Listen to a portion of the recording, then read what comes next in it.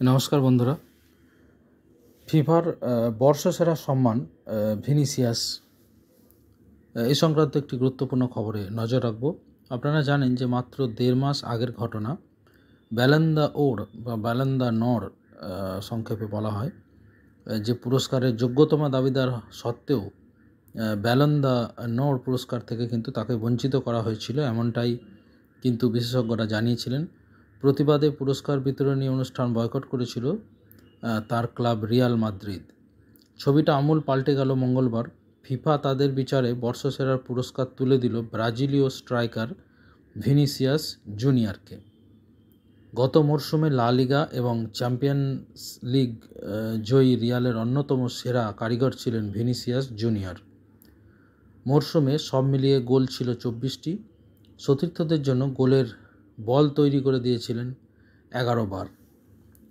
মেয়েদের বর্ষসেরার পুরস্কার পেয়েছেন মহিলা বিশ্বকাপে চ্যাম্পিয়ন স্পেন দলের মিডফিল্ডার বার্সেলোনার আইতানা বোনামাতি। তিনি মেয়েদের বর্ষসেরার পুরস্কার পেয়েছেন। মহিলা বিশ্বকাপে চ্যাম্পিয়ন স্পেন দলের মিডফিল্ডার আইতানা বোনামাতি। এই নিয়ে দ্বিতীয়বার বোনামাতি এই সম্মান পেলেন। বছরের সেরা কোচ নির্বাচিত হন রিয়াল মাদ্রিদের মার্কো আনচেলোত্তি।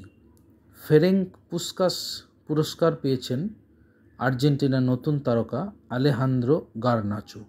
ফেরেঙ্ক পুস্কাস পুরস্কার পেয়েছেন আর্জেন্টিনার নতুন তারকা আলেহান্দ্রো গার্নাচো। যদিও সবচেয়ে আলোচিত হচ্ছে ভিনিসিয়াস জুনিয়রের ফিফার বর্ষসেরা সম্মান পাওয়ার ঘটনা। The best FIFA football award অনুষ্ঠানে ভিনিসিয়াসের হাতে এই পুরস্কার তুলে দেন ফিফা সভাপতি জিয়ানি ইনফ্যান্তিনো। আপনারা জানেন যে ফিফার প্রেসিডেন্ট জিয়ানি ইনফ্যান্তিনো তিনি কিন্তু ভিনিসিয়াস জুনিয়রকে এই পুরস্কার তুলে দেন। শুধু চ্যাম্পিয়ন্স লিগ বা লা লিগা জয়ের ক্ষেত্রে নয়, রিয়ালের হয়ে স্প্যানিশ সুপার কাপেও দুর্দান্ত পারফর্ম করেছিলেন তিনি। চ্যাম্পিয়ন্স লিগের ফাইনালেও গোল করেছিলেন ভিনিসিয়াস জুনিয়র। তো যোগ্যতম হিসেবেই তিনি এই পুরস্কার পেলেন, এটি কিন্তু বিশেষজ্ঞদের মতামত। নিউজ আপডেট পেতে এবং গুরুত্বপূর্ণ খবরের জন্য অবশ্যই চ্যানেলটি সাবস্ক্রাইব করে নিন এবং অবশ্যই আপনারা পরবর্তী ভিডিওর দিকে নজর রাখুন। আশা করি লেটেস্ট এবং গুরুত্বপূর্ণ যে নিউজগুলি, খবরের ভিড়ে গুরুত্বপূর্ণ খবরগুলো হয়তো অধরা থেকে যায়, তো আমার চ্যানেলে কিন্তু গুরুত্বপূর্ণ খবরগুলো অধরা থাকবে না। আশা করি কারেন্ট অ্যাফেয়ার্সের জন্য কোনো সমস্যা হবে না।